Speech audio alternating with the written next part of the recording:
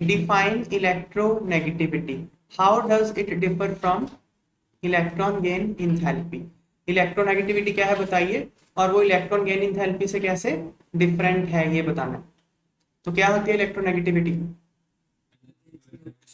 Correct, दो atoms हैं, उन दोनों के बीच में एक कोवलेंट बॉन्ड बना हुआ है, उस कोवलेंट बॉन्ड के दोनों इलेक्ट्रॉन इक्वली शेयर्ड नहीं होते, किसी एक एटम की तरफ ज्यादा शिफ्ट होते हैं। तो जिस एटम की तरफ ज्यादा शिफ्ट होंगे उसको बोलते हैं मोर इलेक्ट्रोनेगेटिव। इलेक्ट्रोनेगेटिविटी क्या है? Electronegativity is defined as the tendency of an element to attract the shared pair of electrons towards itself in a covalent bond। Experimental. तो ठीक है, एक एटम ने जिसने कोवलेंट बॉन्ड बनाया हुआ है, उस कोवलेंट बॉन्ड के इलेक्ट्रॉन को अपनी तरफ कितना खींचता है, उस टेंडेंसी को इलेक्ट्रोनेगेटिविटी बोलते हैं। ये क्या है? It is a relative tendency, ये एक रिलेटिव टेंडेंसी है, इसलिए इसका कोई यूनिट नहीं होता। आप ये नहीं बोल सकते कि क्लोरीन हमेशा इलेक्ट्रॉन अपनी तरफ ही खींचेगा, उसके सामने कौन सा एटम है उस पर भी डिपेंड करेगा। मान लो उसके सामने आपने फ्लोरीन रख दिया, फिर फ्लोरीन खींचेगा, रिलेटिव है ये, ठीक है, एक्सपेरिमेंटल है, रिलेटिव। इलेक्ट्रॉन गेन इंथैल्पी, अब यहां तक हो गया समझ बात, इलेक्ट्रोनेगेटिविटी समझ में आ गया। अगला क्या है? Electron gain enthalpy is the enthalpy change when an electron is added in an isolated gaseous atom ground state में। ये एक एटम है, अकेला पड़ा, आइसोलेटेड है ये, इसमें क्या कर दिया? एक इलेक्ट्रॉन ऐड कर दिया, एटम को ए से रिप्रेजेंट कर लेते हैं, इसमें एक इलेक्ट्रॉन ऐड कर दिया तो ए माइनस एन आयन बन गया। इस प्रोसेस में जितनी एनर्जी चेंज होगी, इंथैल्पी चेंज होगा, उसको हम क्या बोलेंगे? इलेक्ट्रॉन गेन इंथैल्पी, ठीक है ना। An element has a constant value of electron gain enthalpy।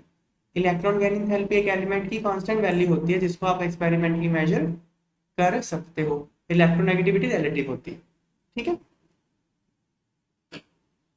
Next, explain with help of suitable example polar covalent bond. Polar covalent bond क्या होता है ये बताना है और एग्जांपल देनी है।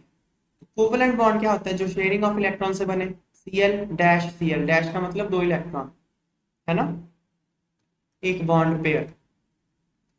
ये जो बॉन्ड पेयर है ये इक्वली शेयर्ड है दो क्लोरीन एटम्स के बीच में। पर अगर आप दो एटम डिफरेंट ले लोगे, एक H ले लो, एक Cl ले लो, तो इलेक्ट्रॉन तो शेयर हो गए पर इनकी शेयरिंग इक्वल नहीं होगी। क्लोरीन की तरफ, इस केस में क्लोरीन की तरफ इलेक्ट्रॉन ज्यादा शिफ्ट हो जाएंगे, तो क्लोरीन पे आ जाएगा पार्शियल नेगेटिव चार्ज और हाइड्रोजन पे आ जाएगा पार्शियल पॉजिटिव चार्ज। अब इसको बोलते हैं पोलैरिटी डेवलप हो गई, चार्जेस की पोलैरिटी। यहाँ पे चार्ज जीरो है, इस पे भी जीरो, इस पे भी जीरो, लेकिन यहाँ पे क्योंकि इलेक्ट्रॉन क्लोरीन की तरफ थोड़े से ज्यादा शिफ्ट हो गए, इसलिए क्लोरीन पे हल्का सा नेगेटिव चार्ज आ जाएगा और हाइड्रोजन पे पॉजिटिव। इसको हम क्या बोलेंगे? क्या डेवलप हो गया? Polarity of charges. इस तरह के बॉन्ड को बोलते हैं पोलर कोवलेंट बॉन्ड। एक ऐसा कोवलेंट बॉन्ड जिसमें पोलैरिटी हो, थोड़ा सा पोलैरिटी मतलब आयनिक कैरेक्टर हो, है ना। Polar covalent bond is a type of chemical bond where one pair of electrons is shared unevenly between two atoms। More electronegative atom pulls shared pair of electron towards itself. जो ज्यादा electronegative है वो अपनी तरफ खींच लेगा। Example के लिए हाइड्रोजन फ्लोराइड की एग्जांपल दी है, HF। बॉन्ड पेयर कौन सा होता है? जो शेयर्ड होता है दो के बीच में, बॉन्ड बनाने, जो बॉन्ड बनाने के लिए रिस्पॉन्सिबल होता है। Bond pair electrons are shifted more towards F as F is more electronegative than H।